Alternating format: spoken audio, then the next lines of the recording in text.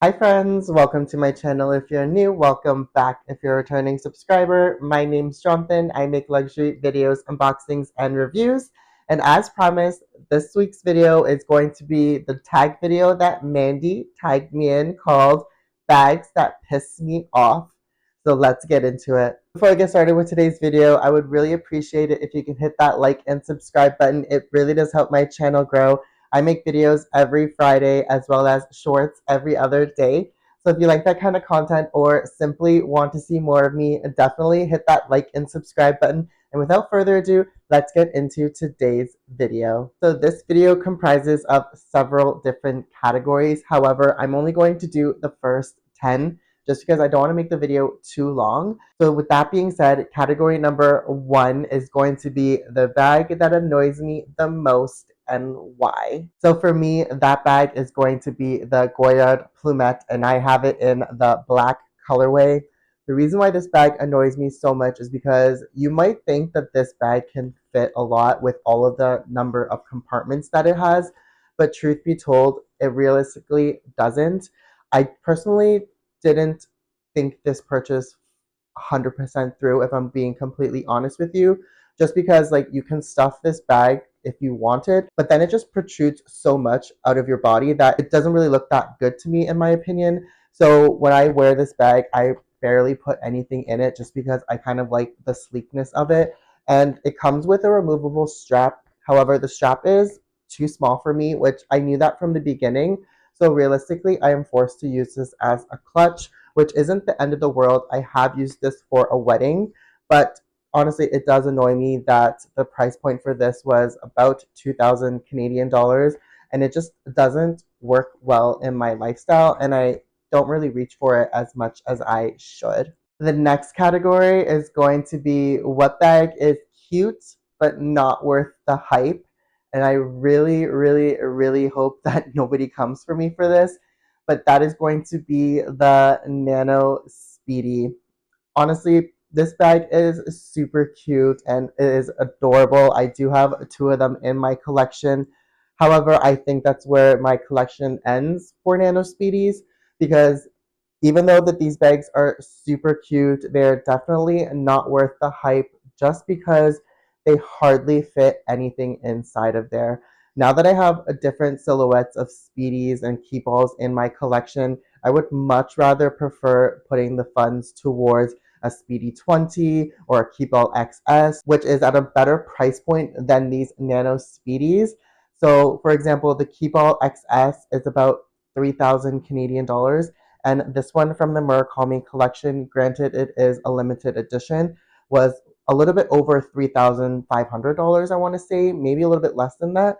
And for what you can fit inside of it, it's just not worth the hype for me, in my opinion. So the next category is going to be what bag I love but just never reach for. And that is going to unfortunately be my Goyard Belvedere in the PM size, and I have it in the navy colorway. The reason why I don't necessarily reach for this bag, it is because it's going to be hand in hand with another category. So I'll just do two of them together in this one. And that is going to be the bag with the worst closure.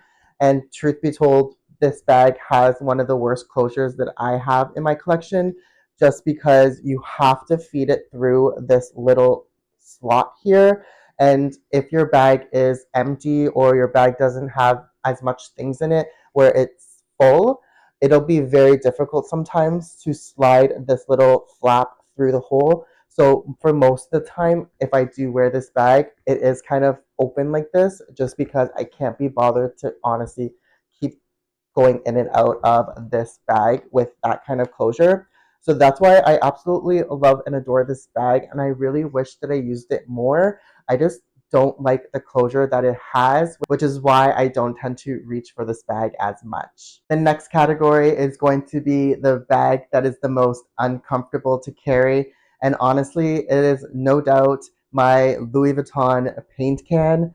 Given the fact that this is a cylindrical silhouette, it is definitely very uncomfortable to carry, and I always have to hold it by the handle. However, when I do that, it does tend to swing quite a bit, And depending on what stuff I put inside of it, it will kind of swing one way or another a lot more.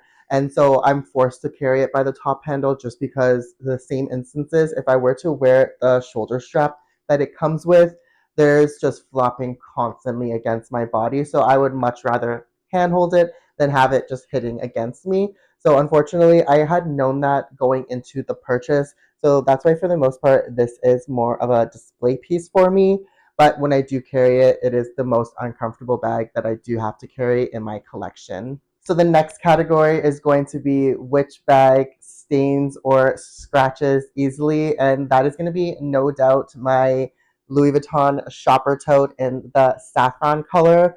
Absolutely a gorgeous bag, don't get me wrong. However, this leather is very, very, very soft and it is easily scratched. So every time that I wear this bag, I am super, super mindful about where I am walking, what am I brushing into, just because I have some indents already just from carrying the bag.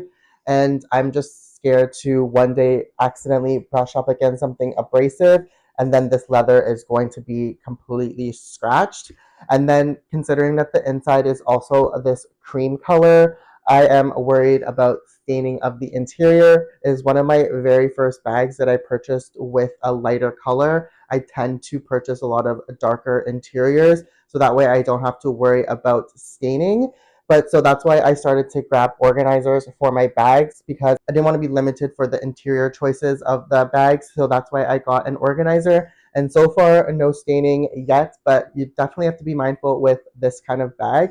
So that's why I feel as though this one is the one that is going to stain and scratch easily. So the next category is going to be what bag is overpriced for what it is. And I am going to double up again on a handbag, and that is going to be the Nano Speedy. I kind of touched upon this category in the earlier one, but as I mentioned, the Nano Speedy is priced ridiculously in my opinion, especially for some of these limited edition ones.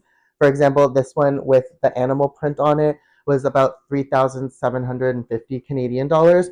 And for that price point, I could get a much larger handbag. But I just don't understand why Louis Vuitton prices the Nano Speedy for what it is. There are so many other larger handbags that are priced cheaper than the Nano Speedy. So I'm not sure what the hype is. I don't think I will be adding any more Nano Speedies into my collection. As I did mention, I do have two. And so I would prefer putting those funds towards a Speedy 20, which I don't currently have, or another Speedy 35 perhaps.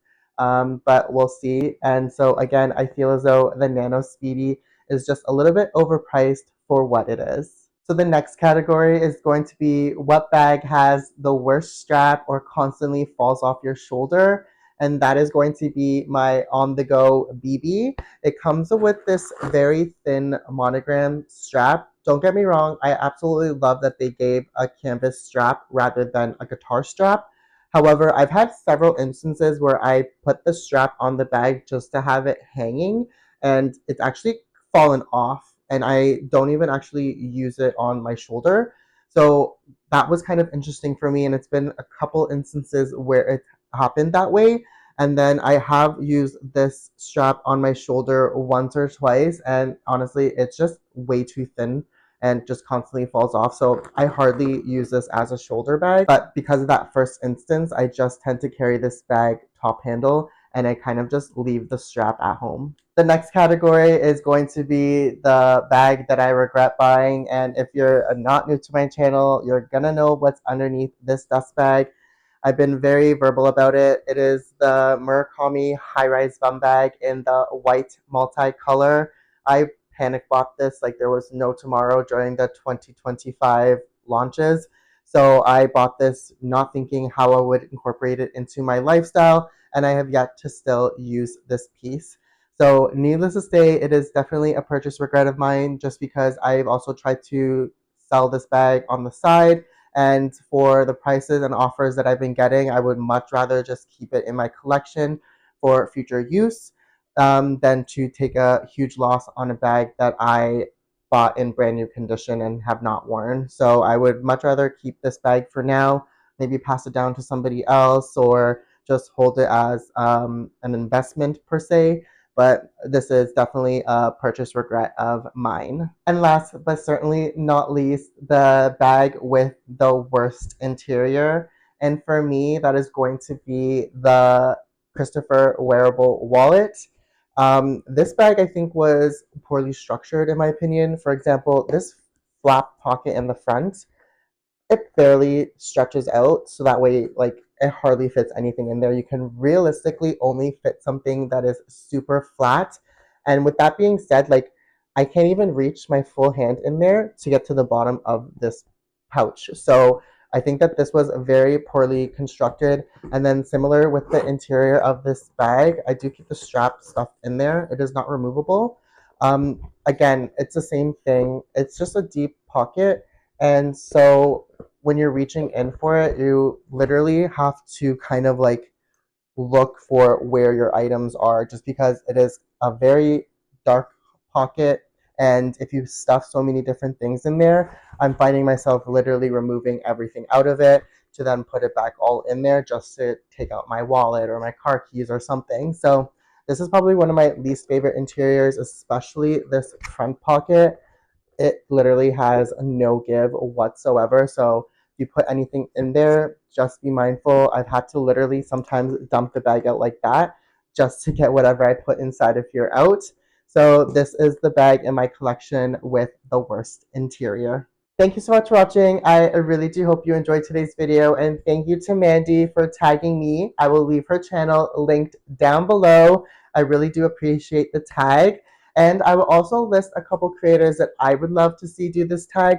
But if you're not tagged and you have a YouTube channel, please do the video as well and tag me in it. I would love to see the bags that piss you off the most. And with that being said, if you like this kind of content or simply want to see more of me, definitely hit that like and subscribe button. And until next time, I will see you in the next one. Bye for now.